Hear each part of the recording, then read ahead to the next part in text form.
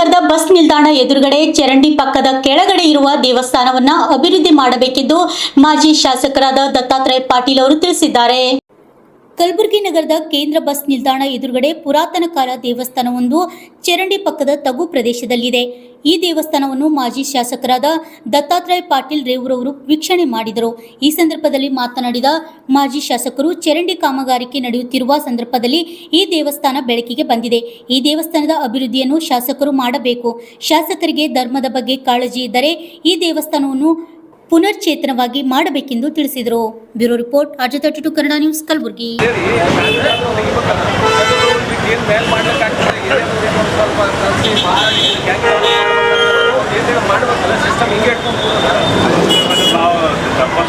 ಏನು ಹೇಳಕತ್ತೀನಿ, ಏನು ಮಾಡಬೇಡ್ರಿ. ಮ್ಯಾಲಿಂದ ಆದರೆ ಎಂಕ್ರೋಚ್ಮೆಂಟ್ ತೆಗೆದುಕೊಡ್ರಿ.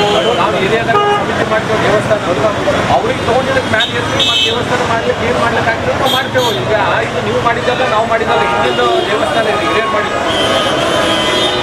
ಈಗ ಅದಕ್ಕೆ ನಾವು ಡೆವಲಪ್ರೇ ಮಾಡಬೇಕಲ್ಲ. ಈಗ ಸಿಕ್ಕದಂತಂದ್ರೆ ಏನು ಹಂಗೆ ಇದು ಮಾಡ್ತೀರಿ, ನಾವೇ ಮಾಡ್ತೀವಿ. ಸರಿ, ಇವೆಲ್ಲ ತಗ್ಸಿ ಶೇಖರಣ ಇದು ಭಾಳ ಹೋರಾಟ ಮಾಡಿ ಶೇಖರಣೆ ಹಿರಿಯರು ಒಂದು ಕಮಿಟಿ ಮಾಡಿ ದೇವಸ್ಥಾನ ಒಂದು ಡೆವಲಪ್ಮೆಂಟ್ ಮಾಡಬೇಕು. ಅದೇ ಶೇಖರಣೆ ಇದು ಮೊದಲು ಕ್ಲೀನ್ರೇ ಮಾಡಲಿ ಅವರು, ಕಾರ್ಪೊರೇಷನ್ದವರು. ಇದನ್ನು ಬ್ಯಾರಿಕೇಡಿಂಗ್ರೇ ಮಾಡಲಿ. ಹಿಂಗೆ ನೀವು ಅವ್ರು ಇದೇ ಇಡ್ರಿ ಬ್ಯಾರಿಕೇಡ್ಸ್ಗಳು, ಇದಕ್ಕೆ ಕ್ಲೀನ್ ಮಾಡಿ ಕೊಡ್ರಿ ನಮಗೆ.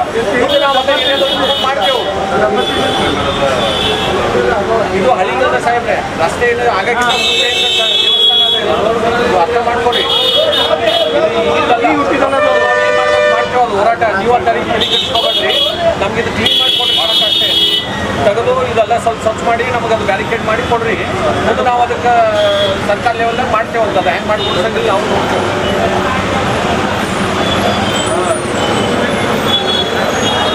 ನಮ್ಮ ಸೆಂಟ್ರಲ್ ಬಸ್ ಸ್ಟ್ಯಾಂಡ್ ಎದುರುಗಡೆ ಇಲ್ಲೇನು ಡ್ರೈನ್ ಕೆಲಸ ನಡೆಯುವಂಥ ಸಂದರ್ಭದಲ್ಲಿ ಶ್ರೀ ಲಕ್ಷ್ಮೀ ದೇವಸ್ಥಾನದ ಒಂದು ಹಳೆ ದೇವಸ್ಥಾನ ಇವತ್ತು ಇಲ್ಲಿ ಕೆಲಸ ನಡೆಯುವಾಗ ಇಲ್ಲಿ ಸಿಕ್ಕಿರುವಂಥದ್ದು. ನಮ್ಮ ಅಲ್ಲಂಪ್ರಭು ಪಾಟೀಲ್ ಅವರು ಭಾಳ ದೊಡ್ಡ ಮಾತುಗಳನ್ನು ಹೇಳ್ತಾರೆ. ನಾನು ದೇವಸ್ಥಾನಕ್ಕೆ ಅನುದಾನ ಕೊಟ್ಟಿದ್ದೀನಿ ಅಂಥೇಳಿ. ಸ್ವಾಮಿ, ನಿಮ್ಮ ಮನೆ ಎದುರುಗಡೆ ಇವತ್ತೇನು ಪುರಾತನ ಲಕ್ಷ್ಮೀ ದೇವಸ್ಥಾನ ಸಿಕ್ಕಿದೆ, ಆ ದೇವಸ್ಥಾನವನ್ನು ಇವತ್ತು ಅಭಿವೃದ್ಧಿ ಒಂದು ನಾಲೆ ಪಕ್ಕಕ್ಕೆ ಇವತ್ತು ಆ ದೇವಸ್ಥಾನ ಸಿಕ್ಕಿರುವಂಥದ್ದು. ನಿಮಗೇನಾದರೂ ಅರಿವು ಇದ್ದರೆ, ಮಾನವೀಯತೆ ಇದ್ದರೆ, ಏನಾದರೂ ಧರ್ಮದ ಬಗ್ಗೆ ನಿಮಗೆ ಕಾಳಜಿ ಇದ್ದರೆ ತಕ್ಷಣದಲ್ಲಿ ಈ ದೇವಸ್ಥಾನವನ್ನು ಪುನರ್ಚೇತನೆ ಮಾಡಲಿಕ್ಕೆ ಇವತ್ತು ಅನುದಾನವನ್ನು ಬಿಡುಗಡೆ ಮಾಡಬೇಕು. ಇಲ್ಲಿ ತಾಯಿ ಲಕ್ಷ್ಮಿಯ ಭವ್ಯ ದೇವಸ್ಥಾನ ಇಲ್ಲಿ ನಿರ್ಮಾಣ ಆಗಬೇಕು. ಇಲ್ಲ ಅಂತಂದರೆ ಬಡಾವಣೆಯ ಜನರು ನಾವೆಲ್ಲರೂ ಸೇರಿ ನಿಮ್ಮಿಂದ ಆಗಲಿಲ್ಲ ಅಂತಂದರೆ ನಾವು ಈ ದೇವಸ್ಥಾನವನ್ನು ಜನರಿಂದ ಇವತ್ತು ದೇಣಿಗೆಯನ್ನು ಪಡೆದು ಇವತ್ತು ಈ ದೇವಸ್ಥಾನ ಮಾಡಬೇಕಾಗತ್ತೆ ಅಂತ ಹೇಳಿ ನಾನು ಎಚ್ಚರಿಕೆಯನ್ನು ಈ ಸಂದರ್ಭದಲ್ಲಿ ಕೊಡಲಿಕ್ಕೆ ಬಯಸ್ತೇನೆ.